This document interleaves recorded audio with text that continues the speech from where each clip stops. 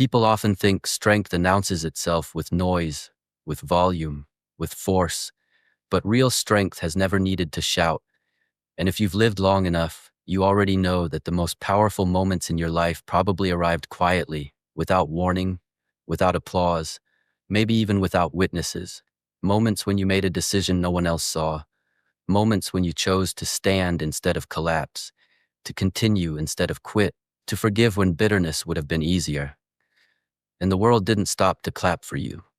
The sun still rose the same way. The streets stayed busy. People passed you by without knowing what you had just survived. And yet something inside you shifted forever. Because true strength is not forged in the spotlight. It is forged in silence. In the long nights when doubt sits beside you like an unwanted guest. When your mind replays old failures and whispered regrets. When the future feels uncertain and the past feels heavy. And in those moments, nobody comes to save you. Nobody hands you clarity. Nobody guarantees the outcome. All you have is a quiet choice. And that choice is whether you will let life harden you or shape you, whether you will shrink or rise, whether you will become bitter or become wise.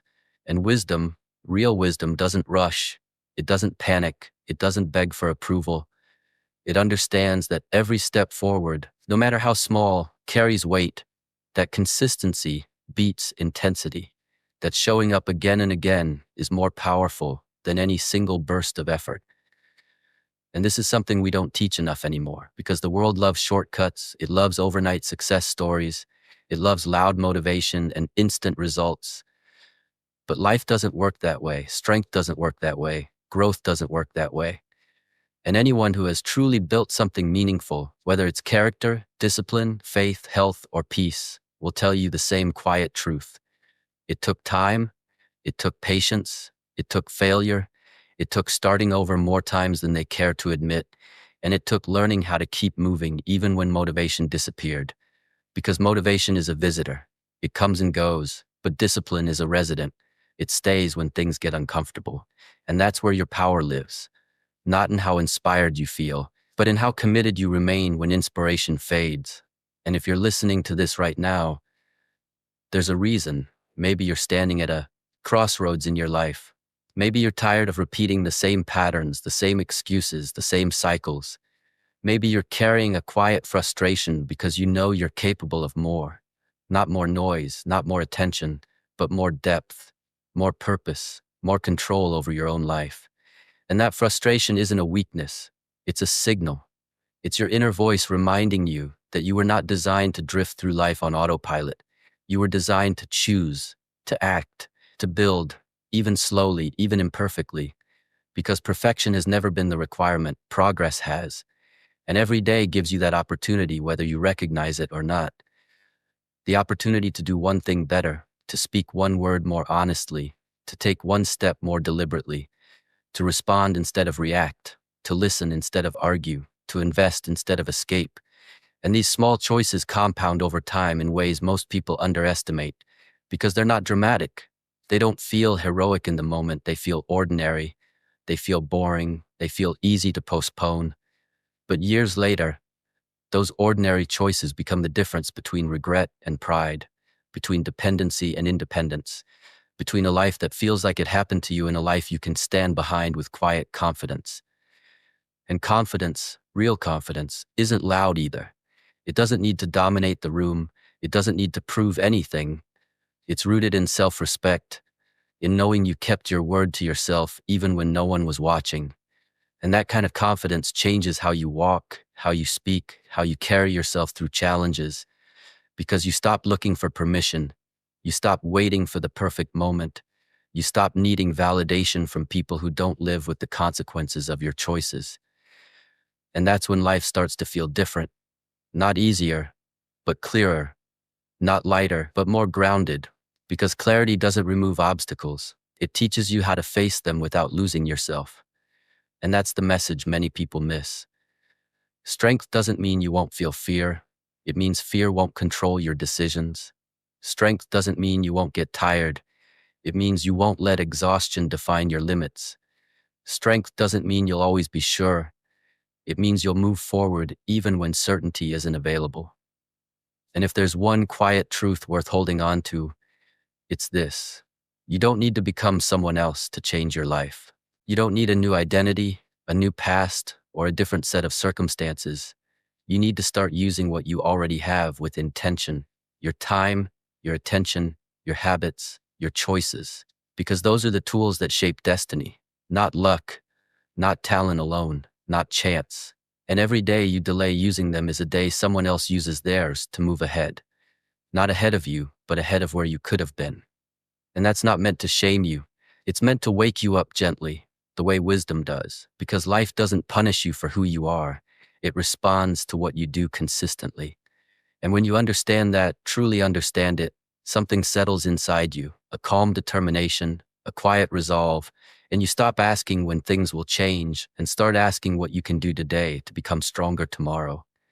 And that question, asked honestly and acted on quietly, has the power to change everything.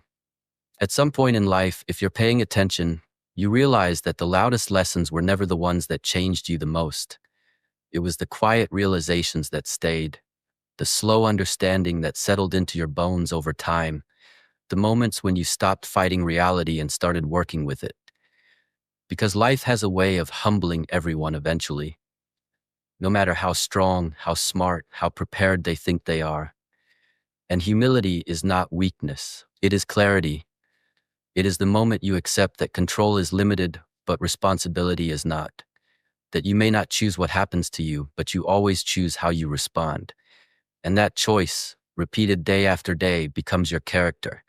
And character is the one thing no one can take from you unless you hand it over willingly, which is why the strongest people you'll ever meet are often the calmest, not because they haven't suffered, but because they have.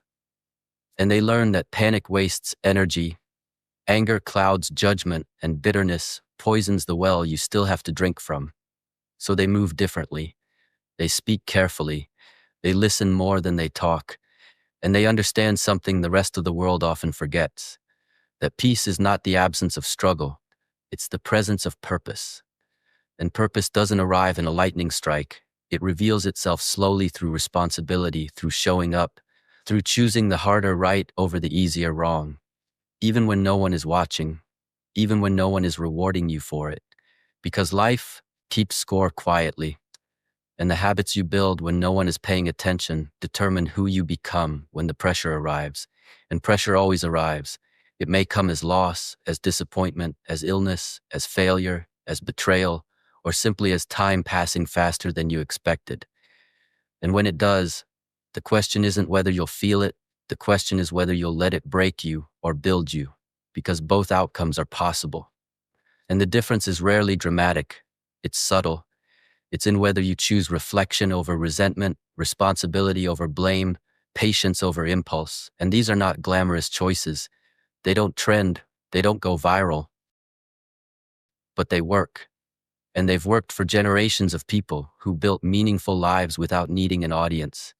People who understood that strength is something you practice, not something you declare. That discipline is not punishment. It's protection.